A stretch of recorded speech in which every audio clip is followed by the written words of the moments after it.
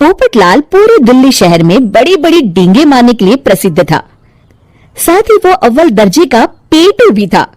उसकी इस आदत के चलते कोई भी आदमी उसे अपने घर भोज पर नहीं बुलाता था। फिर एक दिन पोपटलाल अपनी बहन के घर जाता है जो दूसरे शहर में रहती थी।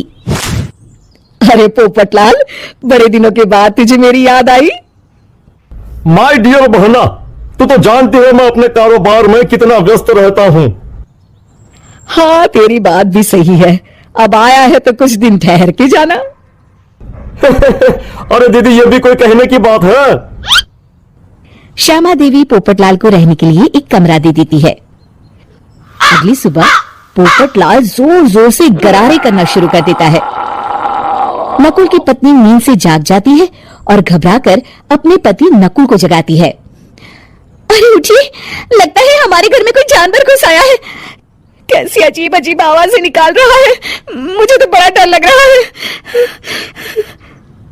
अरे कोई जानवर नहीं है भाग्यवान, पोपटलाल मामा जी हैं, अपना गला साफ कर रहे हैं।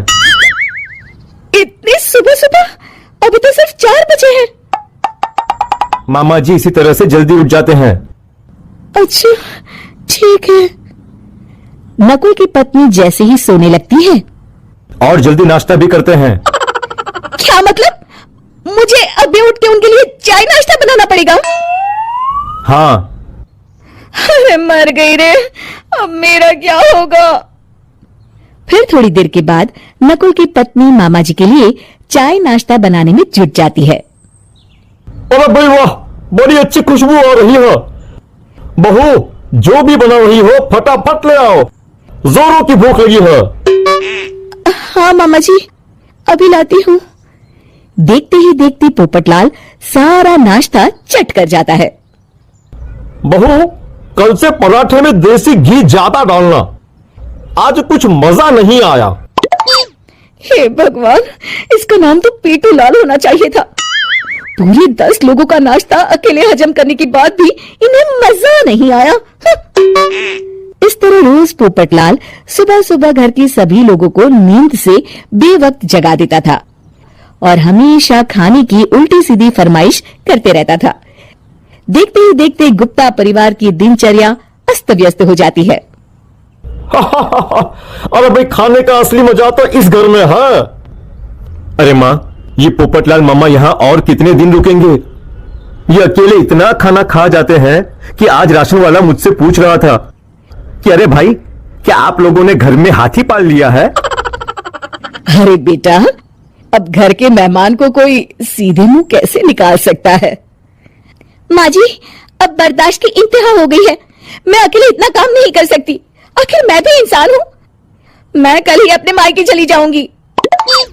अरे भाग्यवान, हम सबको मुसीबत में अकेला छोड़कर तुम कहां जा रही हो? जरा सब्र करो, मैं कुछ सोचता हूं।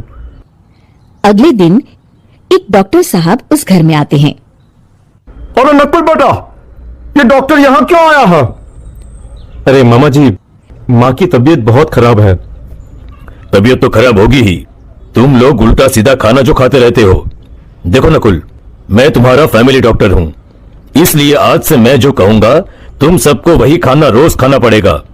आजकल कितनी बीमारियां फैल रही हैं, पता भी है तुम्हें? आज से तुम सब सिर्फ सलाद और करेले का जूस पियोगे, समझे? डॉक्टर अंकल, आप ठीक कहते हैं। पोपटलाल घबरा के, अरे क्या खाक ठीक है भांजे? ये डॉक्टर सीधे सीधे हमें घास फूस खाने के लिए कह रहा है। अरे मैं कहता हूं, भगा इस डॉक्टर के बच्चे को यहां से। अरे मामा जी, डॉक्टर साहब ठीक ही तो कह रहे हैं। इसी बहाने आपका इतना बड़ा पेट जो बाहर निकला हुआ है वो अंदर हो जाएगा। इस तरह गुप्ता परिवार रोज खाने में सिर्फ सलाद खाना शुरू कर देता है। बेचारे पोपटलाल का बुरा हाल हो जाता है। ये लीजिए मामा जी, ताजा ताजा करेले का जूस। अरे नहीं नहीं बहू, मैं मरने से पहले मरना नहीं चाहता। मुझे तुम लोग माफ करो। ये भेड़ बकरी वाली जिंदगी तुम लोगों को मुबारक हो। मैं तो चला यहां से। पोपटलाल अगले दिन ही घर छोड़कर चला जाता है। क्यों बेटा नकुल, मेरी अदाकारी कैसी थी? मजा आ गया डॉक्टर, आपने तो बॉलीवुड के कलाकारों को भी मात कर दिया। आपको तो ऑस्कर मिलना चाहिए। बेटा ये थोड़ा ज्यादा हो गया।